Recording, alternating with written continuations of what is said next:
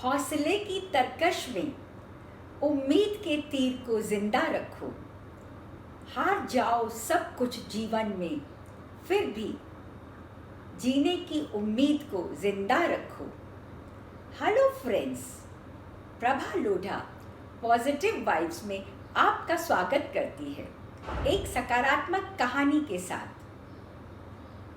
एक जंगल में मेढकों का कुछ झुंड चला जा रहा था।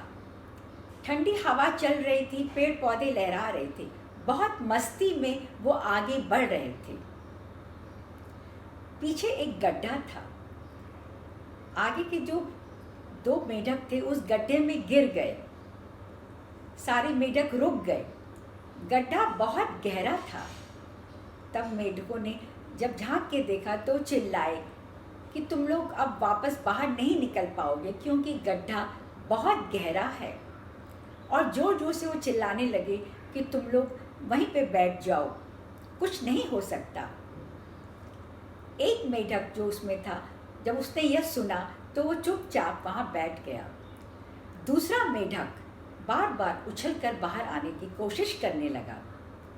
जैसे ही वो ऊपर जाता, नीचे उतरते वक्त उसके जो शरीर था वो खाई की दीवार से टकराता और वो चोट लगती और वो लहूलुहान हो गया।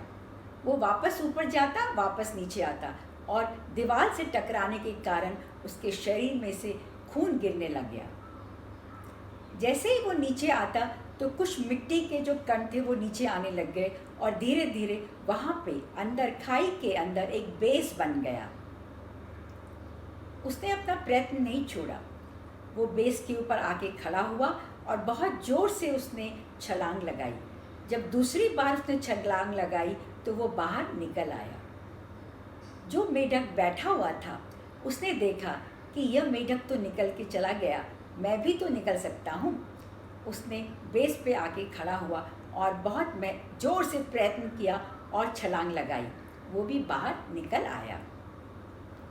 जो बाहर मेढक सब खड़े थे उन्होंने कहा, हमने चिल्ला चिल्ला कर इतनी बार तुम्हें कहा कि तुम नहीं निकल पाओगे, पर हम ये बात सुनना चाहते हैं कि तुम फिर भी प्रयत्न करते रहें।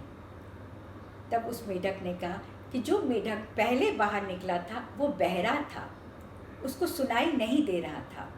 आप लोग जब चिल्ला रहे थे तो वो ये सोच रहा था कि आप लोग उसको प्रोत्साहित कर रहे हैं, उसका हौसला बढ़ा रहे हैं और कह रहे हैं कि और ऊंची छलांग लगाओ, तुम ज़रूर बाहर आ जाओगे। जब ये बाहर आ गया तब मैंने देखा कि मैं भी तो बाहर निकल सकता हूँ। मेरे अंदर विश्वास जागा और मैंने प्रयत्न किया और मैं बाहर आ गया।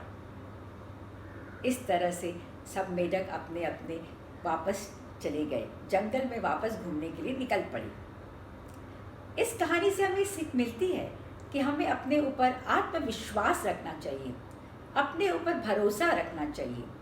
हर काम हमें प्रयत्न करते रहना चाहिए और हमें सफलता अवश्य मिलती है। हमारे आसपास कितने भी लोग हों, हमारे परिवार वाले, हमारे बच्चे, हमको सबको प्रोत्साहित करते रहना चाहिए। उसके लिए सबसे बड़े ज़रूरी है शब्दों का चयन। हम लोग को बड़े ढंग से उनसे बात करनी चाहिए। उत्साहित करने के लिए हमें सही शब्दों का प्रयोग करना चाहिए। इसका सबसे अच्छा उदाहरण है थॉमस एडिसन, जिसने बल्ब का आविष्कार किया था। कई बार उन्होंने प्रयत्न किया पर वो असफल रहे, फिर भी वो प्रयत्न करते रहे और सफलता उनको मिल गई। उनके अंदर आत्मविश्वास था, वो कभी भी परेशान नहीं हुए। उन्होंने कहा मैं ज़रूर सफल होऊंगा। इस तरह से उन्हें सफलता मिली। उन्होंने बहुत सारे आविष्कार किए थे। अमेरिका में बहुत बड़े वैज्ञानिकों में उनका नाम सबसे पहले लिया जाता है। आज हमारे देश में हम देख रहे हैं कि बहुत सारे लोग, हमारे कर्मी लोग गांव की तरफ जा रहे हैं, वापस अपने घर जाना चाहते हैं। कोई पैदल जा रहा है, कोई साइकिल स्कूटर पे जा रहा है, लेकिन उनको धीरे से उनको आत्मविश्वास जागृत करना चाहिए कि हमारे पास रेल और बस सेवा भी उपलब्ध है।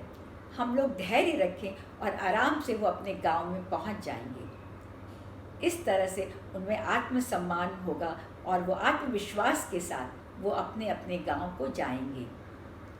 आशा करती हूँ हमारी कहानी आपको पसंद आई होगी। फिर मिलेंगे। जय हिंद, जय भारत।